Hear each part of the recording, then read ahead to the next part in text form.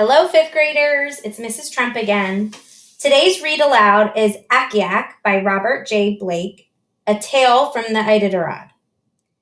I tried my hardest looking up all the pronunciations to all of the difficult words in this book.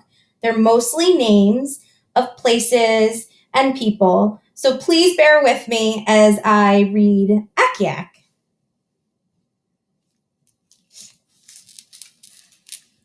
This is a great page.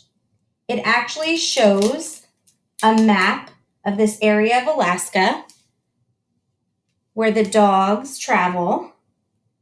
And in this story, they're going from Anchorage, Alaska to Nome, Alaska at the top, following the northern Iditarod route in red, run by Akiak.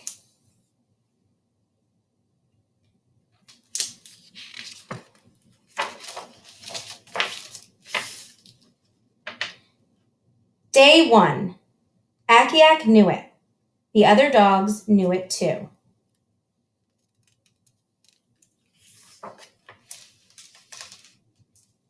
Some had run it many times and others had never run it at all, but not a dog wanted to be left behind.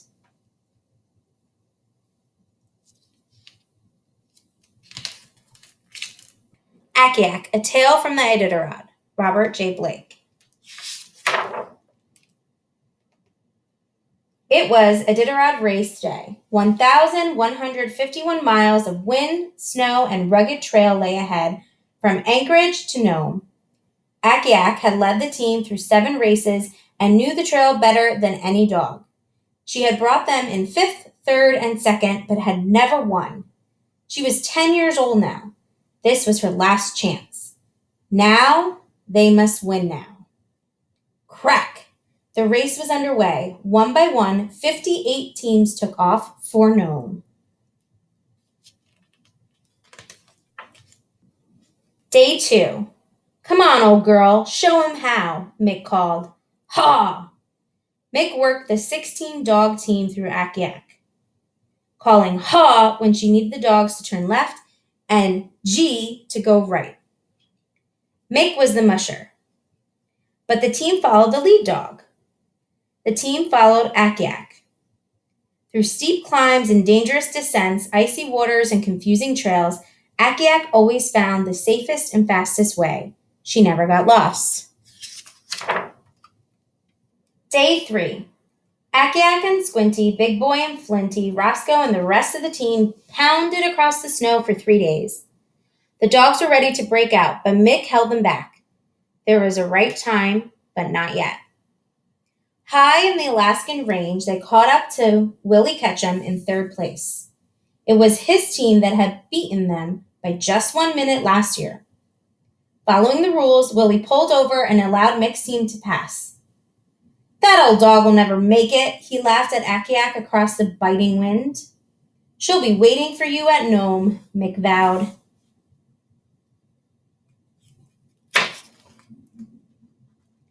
Day 4. High in the Kuskokwim Mountains, they passed tall Tim Brunzi's team and moved into 2nd place. Just after Takotna, Mick's team made its move. They raced by Whistlin' Perry's team to take over 1st place. Ketchum made his move too. His team clung to Mick's like a shadow. Akiak and her team now had to break trail through deep snow. It was tough going. By the Ophir checkpoint, Akiak was limping. The deep snow had jammed up one of her paw pads and made it sore. Mick tended to her as Ketchum raced by and took 1st place from them. You can't run on that paw, old girl, Mick said to her. With a day's rest, it will heal. But the team can't wait here a day. We've got to go on without you. You'll be flown home. Roscoe took Akiak's place at lead.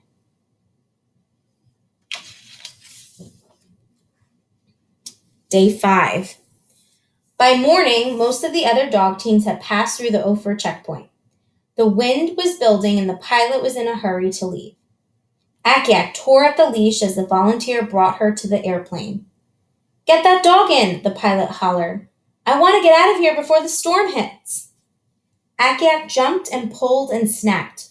All she wanted was to get back on the trail, to run, to win. Then all at once, the wind gusted, the plane shifted, and Akiak twisted out of the handler's grip. By the time they turned around, she was gone.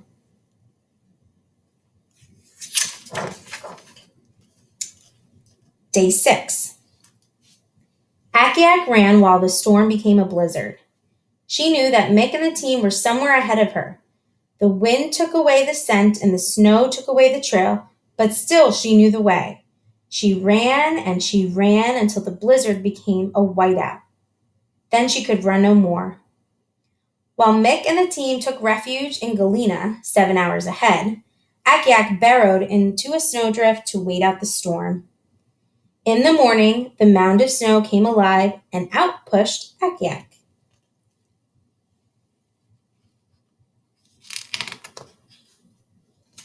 Day 7. Word had gone out that Akiak was loose. Trail volunteers knew that an experienced lead dog would stick to the trail. They knew she'd have to come through Unalakleet. She did. 6 hours after Mick and the team had left, Akiak padded softly, cautiously, into the checkpoint. Her ears alert, her wet nose sniffed the air. The team had been there, she could tell. Suddenly, cabin doors flew open. 5 volunteers fanned out and tried to grab her. Akiak zigged around their every zag and took off down the trail. Call ahead to Shaktolik, a man shouted.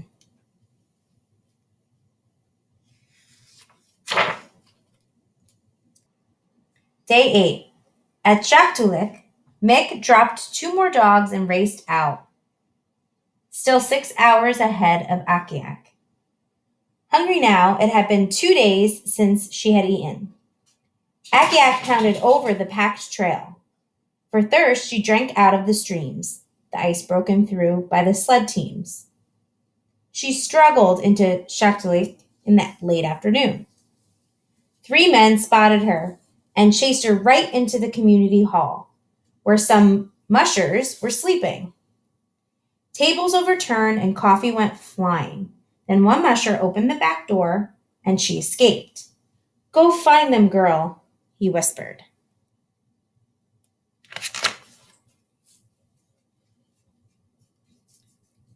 At Goyak, Akiak raided the mushers' discard pile for food. No one came after her. At Ellen, people put food out for her. Almost everybody was rooting for Akiak to catch her team.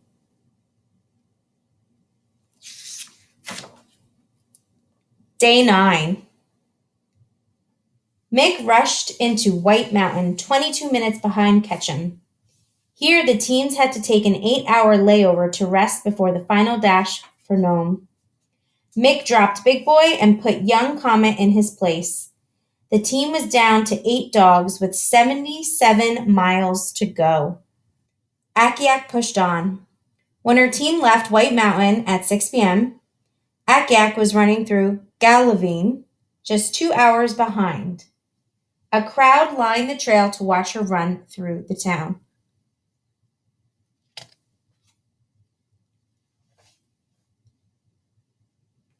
Day 10. Screaming winds threw bitter cold at the team as they fought their way along the coast. Then halfway to the checkpoint, called Safety, they came upon a maze of snowmobile tracks. The lead dogs lost the trail. Mick squinted through the snow looking for a sign. There, going right, she recognized Ketchum's trail. Gee, she called, gee, go right. But the dogs wouldn't go. They wandered about, tangling up the lines.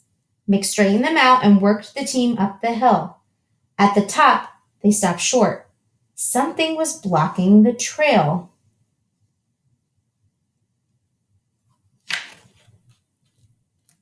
Akiak, Mick called. She ran to her usual spot at the harness, waiting to be hooked in. Sorry, old girl, Mick hugged her. Rules say I can't put you back in harness. Get in the sled. But instead, Akiak circled the lead dogs, pushing them and barking. What is it, girl? Mick asked. Akiak ran back down the hill. Mick laughed. Ketchum's team had taken the wrong trail. She turned her team around and rushed them down to Akiak, who joined into the sled. Take us to Nome, Mick called to her.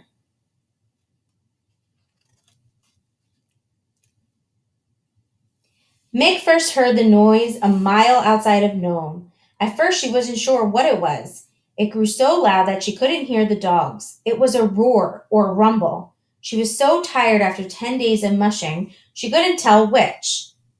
Then she saw the crowd and she heard the cheers. People had come from everywhere to see the courageous dog that had run the Iditarod Trail alone.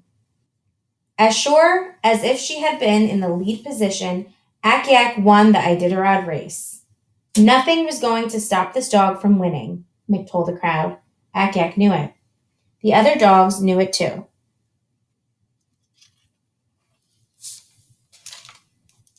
And then there's a little note from the author at the end. It reads, "The Iditarod is above all a race of the heart for both human beings and dogs. As with any race, however, the Iditarod has rules to ensure fairness and safety for the mushers and dogs. A musher must stop and sign in at each checkpoint on the trail. In addition, a musher must take a 24-hour stop at some point during the race. One 8-hour stop on the Yukon and one 8-hour stop at White Mountain. The maximum number of dogs a musher can start with is 16. A musher must finish the race with at least 5. When one team gets within 50 feet of another, the team behind has the immediate right of way upon demand. The musher ahead must stop his dogs for at least 1 minute or allow the other team to pass. An injured, sick, or fatigued dog may be dropped at a designated dog drop and flown back to Anchorage to be picked up and taken home. A dropped dog may not be put back in harness and may not run next to the team.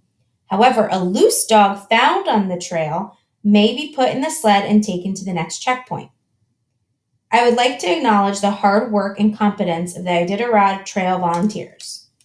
That's written by Robert J. Blake, and he dedicated the book for Lynn, with whom I run my race. And that is the end of Akiak, A Tale from the Iditarod, a beautifully written and illustrated story by Robert J. Blake.